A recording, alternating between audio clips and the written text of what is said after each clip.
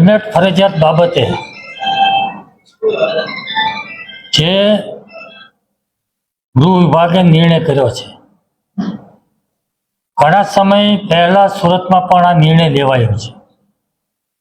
હમણાં 2 દિવસ પૂર્વ રાજકોટની અંદર પણ આ નિર્ણય લેવાયો. રાજકોટમાં લોકોના વિરોધનો સૂર ઉઠ્યો છે અને એના કારણે ત્યાંના ધારાસભ્યોએ ગૃહ રાજ્યમંત્રીને રજૂઆત કરી છે અને રજૂઆતના આધાર પર મને જાણવા મળ્યા મુજબ આજે રાજકોટની અંદર એક કાર્યવાહીની અંદર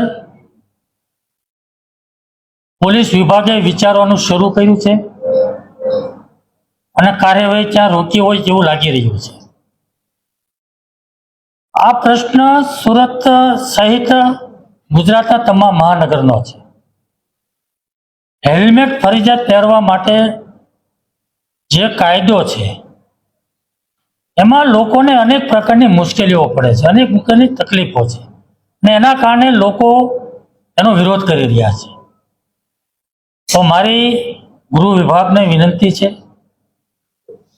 કે આ જે લોકોની રજૂઆતો આવે છે, જે લોકોનો વિરોધ થઈ રહ્યો છે અને રાજકોટમાં જે રીતે વિરોધ થયો અને ધારાસભ્યો જે રીતે રજૂઆતો કરી એ પ્રમાણે આખા એ ગુજરાતની અંદર બધા જ મહાનગરની અંદર બધા શહેરોની અંદર હેલ્મેટ માટેનો વિચાર આપણે ફરીવાર કરવો જોઈએ.